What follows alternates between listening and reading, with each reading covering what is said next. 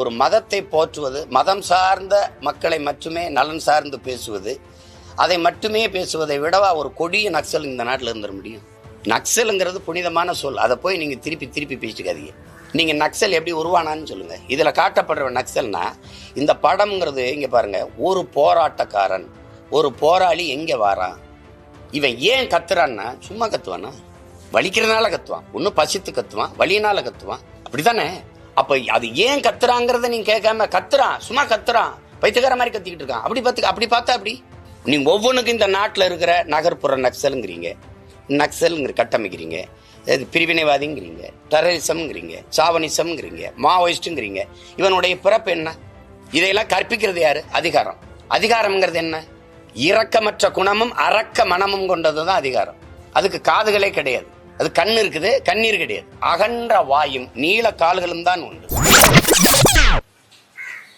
வேற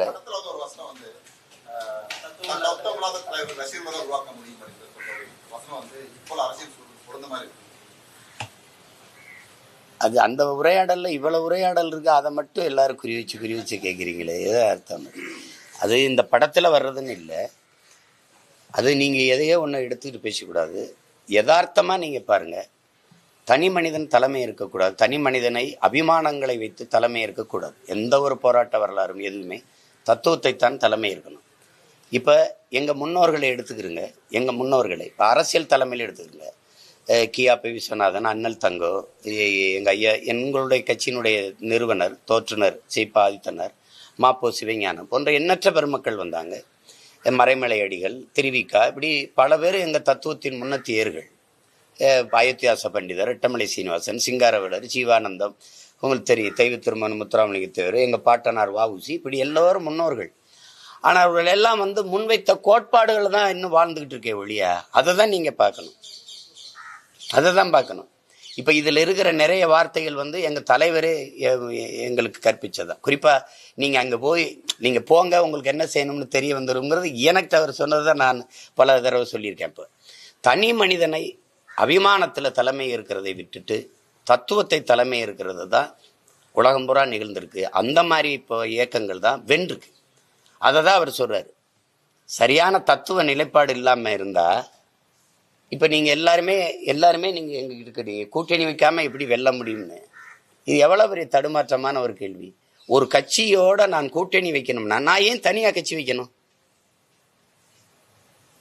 இதுக்கு உங்கள்கிட்ட பதில் இருக்கா?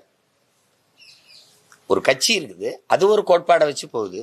நான் ஒரு கட்சி வச்சிருக்கேன், நான் என்ன கோட்பாடை சொல்லி கட்சி ஆரம்பித்தேன்?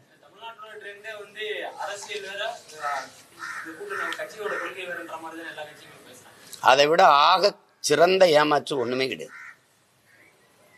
அது வேற, அது வேற. அது எப்படி நீங்க சொல்லுவீங்க? அரசியல் வேறன்னா அரசியல் யாருக்காக செய்யறது? பேசாதீங்க. கொள்கையை அடமானம் வைக்கிறது மாதிரி ஒரு கொடுமைங்க இருக்கா? கொள்கையற்ற அரசியலும் ஒரு பாவம்ங்கிறாரு. 10 பாவம் சொல்றாரு காந்தி, அதுல ஒண்ணு கொள்கையற்ற அரசியல். கூட்டணி வைக்கிறதுனா எந்த இதுல போய் எந்த இதுல அதுல கூட்டணி வைக்கிறீங்க? அப்ப தனியாக கொள்கை இதுக்கு அந்த கட்சியோட போய் சேர்ந்துட்டு போயிடலாமே. அந்த கட்சி எந்த கட்சியோட கூட்டணி வைக்கிறோமோ 10 கட்சிகள் சேர்ந்து ஒரு கட்சியோட கூட்டணி வைக்கும்போது தனித்தனியாக கட்சி தேவையில்லையே. அந்த வீட்டில் தான் சாப்பிடுவோம், அந்த வீட்டில் தான் உறங்குவோம்னா தனியாக உங்களுக்கு வீடு எதுக்கு? அந்த வீட்டிலே குடியிருந்துட்டு போகலாம்ல. கேட்டால் கட்சியை காப்பாற்றணும் அப்படிம்பீங்க. கட்சியை காப்பாற்றுறது லட்சியமாகி போனால் எந்த லட்சியத்தை காப்பாற்ற கட்சி ஆரம்பிச்சிங்கிற கேள்விக்கு உங்கள்கிட்ட பதில் இருக்கா? நீங்கள் வரலாற்று சாதனைகளில் கெஜ்ரிவால் கூட்டணி இல்லாமல் எப்படி வெல்ல முடிஞ்சது? சட்டசபை தேர்தலில் சொல்லுங்க, எப்படி வெல்ல முடிஞ்சது? 14 தேர்தலில் அம்மையார் ஜெயலலிதா தனியாக நின்று 37 இடம் அப்படி வெல்ல முடிஞ்சது. அதெல்லாம் இங்கே சிக்கல். அது இல்லை. தனியாக நின்று வெல்ல முடியாதுங்கிறது சமரசம், ஒரு காம்ப்ரமைஸ். அதுக்கு கொஞ்சம் நீண்ட நாள் காலம் கொடுக்கணும், செலவு, அதுக்கான காலத்தை விலையா கொடுக்கணும், உழைப்பை கொடுக்கணும். அது தற்காலிக தோல்விக்காக நிரந்தர வெற்றியை இழக்கிறது. அதனால அந்த சமரசங்கள் வந்துடுது. அதனால நீங்க எடுத்தோடனே என்னன்னா அந்த இப்படி சொல்றாரு தத்துவம் இல்லாத தலைமை அப்படின்னு. அது தத்துவம் இல்லாத தலைமைன்னு யாருக்கு இல்லை, எனக்கும் சேர்த்துத்தான், நாளைக்கு வந்தாலும் உங்களுக்கும் சேர்த்துத்தான். ஒரு என்ன கோட்பாட்டை முன்வைக்கிறீங்களோ அதில் சமரசம் இல்லாத இறுதி வரை உறுதியாக நின்று போராடுகிறீங்களா, தோல்வியோ வெற்றியோ அதில் நிற்கிறீங்களா, அதை வச்சு தான் உங்களுக்கு மக்களுக்கு ஆதரவும் அதை ஏற்கிறது எதிர்க்கிறது முடிவு செய்யப்படும். அதனால அது அந்த உரையாடலை நான் ஏற்கிறேன். அது மிக சரியாக சொல்லியிருக்கிறாரு. சரியான நேரத்தில் தம்பி சொல்லியிருக்கதா நான் நினைக்கிறேன்.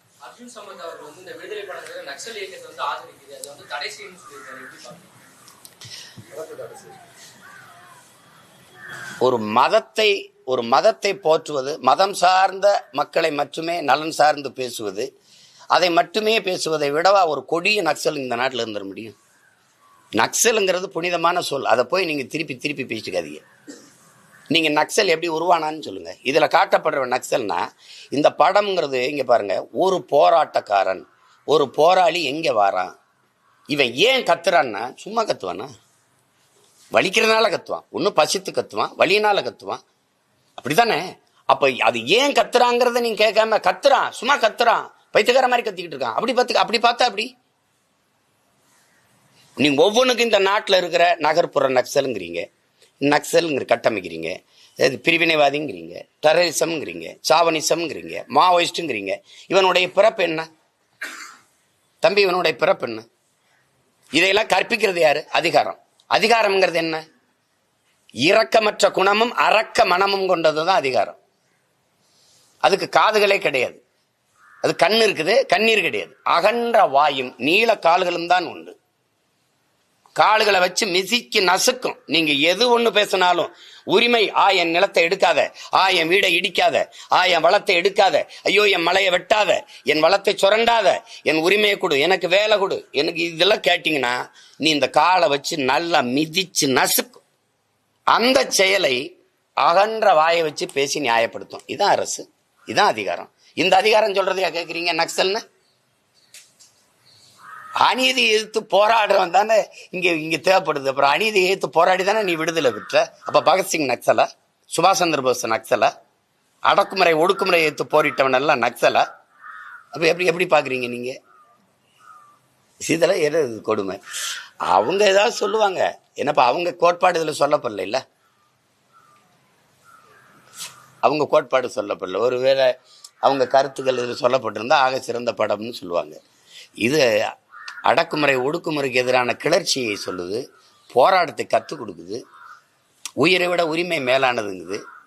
நாங்கள் ஏற்றுக்கொண்ட தத்துவங்கள் என்ன? சரணடைஞ்சு வாழ்வதற்கு சண்டையிட்டு சாகலாம், அடிமை வாழ்வினும் உரிமை சாவு மேலானது. இந்த கோட்பாட்டில் வளர்ந்த பிள்ளைகள் அது அடிமைப்படுத்தி அதிகாரத்தை செலுத்துகிற கூட்டத்தில் இருக்கிறவங்களுடைய மொழி அது, அது கருத்து, அது போய் பேசிட்டு கொண்டதில்லை.